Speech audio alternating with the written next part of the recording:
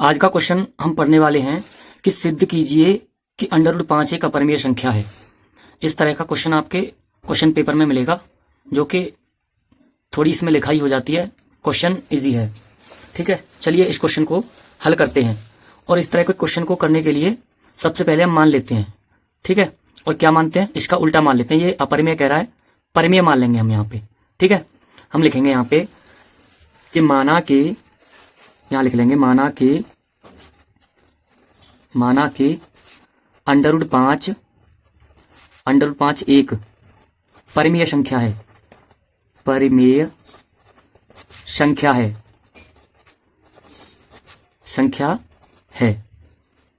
ठीक है।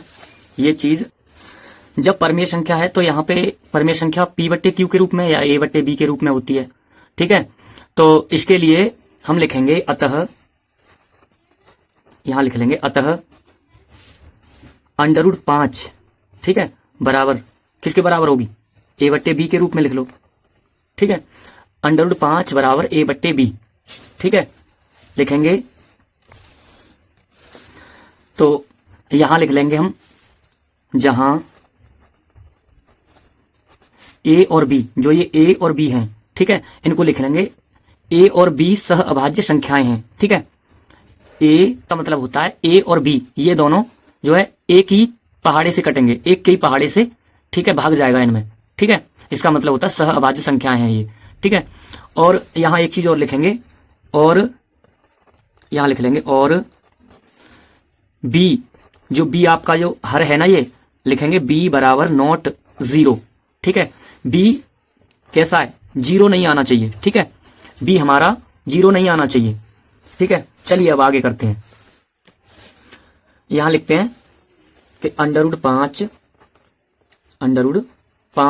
बराबर A/B, जो A/B ये है, ठीक है। इनको आगे करने के लिए क्या करेंगे? दोनों ओर वर्ग कर लेंगे, ठीक है। तो लिख देंगे यहाँ पे, यहां लिखेंगे दोनों ओर वर्ग करने पर, ठीक है। चलिए कर दीजिए वर्ग।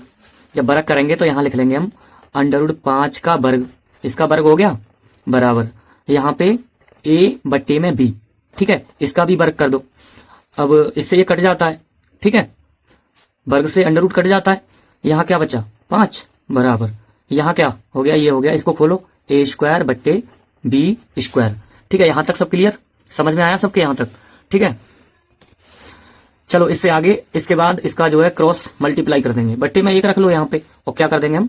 क्रॉस मल्टीप्लाई कर देंगे, ठीक है।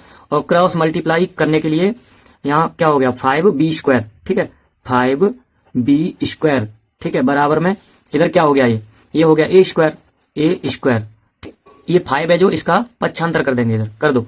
तो यहाँ लिखो B² बराबर A²/5। यहां तक क्लियर, यहां तक कोई दिक्कत नहीं होनी चाहिए, ठीक है। चलिए अब इसके आगे लिख लेते हैं हम कि यहाँ जो A² है ना, जो A² आपको दिखाई दे रहा है, ये A² जो है आपका इसमें 5 से भाग जा रहा है, ठीक है। ये जो आपका 5 है, तो यहां लिख देंगे हम, ठीक है। यहां लिखेंगे A², यहां लिखेंगे अतः A² 5 से विभाजित है, ठीक है। तो A भी 5 से विभाजित होगा या विभाज्य होगा, ठीक है।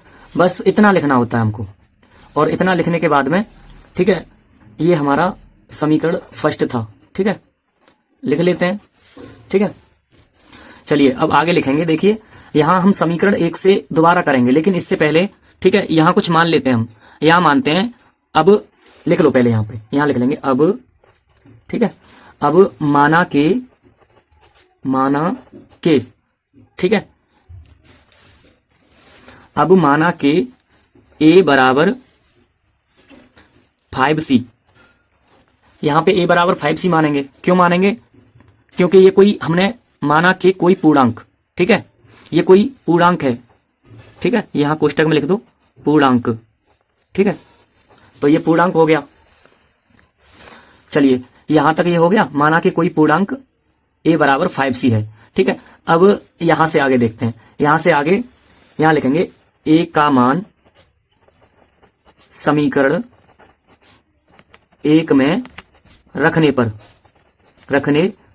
समीकरण एक का हमारा ये रहा समीकरण एक, ठीक है। जो ए का मान है हमारा, ए बराबर क्या था 5c, ये इस समीकरण में रख दो। लिख लो पहले समीकरण, यहां लिख लो b² बराबर a² बट्टे 5, ठीक है। ये समीकरण पहला था हमारा, और जो पहला समीकरण था यहां लिख देंगे हम, देखो जहां ए है ए की जगह पे 5c रख देंगे, तो b² बराबर, ठीक है, ए की जगह पे क्या रखा 5c, ठीक है, बट्टे कितना है 5 है। अब सी ए की जगह पे यहाँ पे स्क्वायर लग रहा था इसलिए वर्ग कर देंगे यहाँ भी हम, ठीक है। तो अब यहाँ नीचे लिखेंगे हम, यहाँ देखो यहाँ लिख लेंगे b² बराबर, ठीक है, यहाँ 5c, तो ये 5 का वर्ग कितना हो गया 25, और c का स्क्वायर बट्टे में 5। देखिए इसको काट सकते हैं हम यहाँ, ठीक है, 5 को काट दिया, 25 से 5 बार कट गया, तो कितना आ गया। इसे काटने के बाद बेटा ये आया तुम्हारा, यहाँ पे बचा है, जो बचा है उसको लिख लो b² बराबर 5c², ठीक है, 5c² यही बचा, ठीक है। अब इसका 5 का जो है पक्षांतर कर दो इधर, ठीक है। पक्षांतर करने के लिए एक बार सीधा लिख लो, यहाँ लिख लो 5c² बराबर में b², यहाँ लिखो c² बराबर क्या हो गया b² बट्टे में 5। अब देखो यहाँ जो है आपका b² जो है ना, b² वो 5 से विभाजित है, यहाँ लिख देंगे अतः, यहाँ लिखेंगे अतः b² 5 से क्या है विभाजित है या विभाज्य है, विभाज्य है। जब b² 5 से विभाजित है तो b भी 5 से विभाजित होगा, यहां लिख दो b भी, ठीक है, 5 से विभाजित होगा, विभाजित होगा, बस, ठीक है। अब देखो यही चीज दोनों में हमने लिखी थी, यहां इधर देखो, ठीक है, यहाँ पे हमने किया था a² को निकाल लिया हमने, यहाँ पे जो हमारा जो a² था यहाँ पे ये 5 से विभाजित, ठीक है, तो a भी 5 से विभाजित हो गया। यहाँ इधर देखो नीचे, यहाँ पे ये b² भी अपना 5 से विभाजित हो गया, ठीक है। अतः जो हमने माना था, ठीक है, हम क्या मान के चले थे, हम यहाँ मान के चले थे कि a और b सहभाज्य संख्याएं हैं, यानी 1 के पहाड़े से कटेंगी, ठीक है, लेकिन ये तो 5 के पहाड़े से कट रही है, ठीक है। अतः हमारी कल्पना का जो है यहाँ पे क्या हो रहा है, विरोध हो रहा है, ठीक है। जब विरोध हो रहा है तो हमारा क्वेश्चन हो चुका है यहीं पे हल, लेकिन थोड़ा यहाँ लिख लेते हैं हम, ठीक है, और लिखेंगे एकदम सही, एकदम साफ साफ लिखेंगे। यहाँ पे क्या लिखेंगे, हम लिखेंगे अतः समीकरण 1 व समीकरण 2 से, ठीक है, यहाँ लिख लो बेटा, ये समीकरण आपका जो ये था ना अभी हमने निकाला था, कहाँ गया ये, ठीक है, ये आपका समीकरण 2 निकल के आया था, ठीक है। तो यहाँ हम लिख देंगे अतः समीकरण, ठीक है, 1 व समीकरण, ठीक है, 2 से, समीकरण 1 और समीकरण 2 से, ठीक है, हमें पता चलता है, या हमें पता चलता है क्या पता चलता है कि a और b का उभयनिष्ठ गुणनखंड 5 है, ठीक है। यहां लिख देंगे a और b का उभयनिष्ठ, ठीक है, उभयनिष्ठ गुणनखंड, ठीक है। a और b का उभयनिष्ठ गुणनखंड क्या है a और b का उभयनिष्ठ गुणनखंड 5 है, ठीक है। तो यहां लिख देंगे और हमारी परिकल्पना, और हमारी परिकल्पना का, यहां लिख देंगे विरोध हुआ है या विरोधाभास हुआ है, ठीक है, विरोधाभास, ठीक है, विरोधाभास हुआ है, ठीक है। हमारी जो हमने परिकल्पना की थी, हमने जो मान के चले थे यहाँ पे कि माना के √5 एक परिमेय संख्या है, जो हमें पता चला कि ये जो हमने मानी थी क्या हुआ, ये तो एक हमारी बात गलत निकली, ठीक है।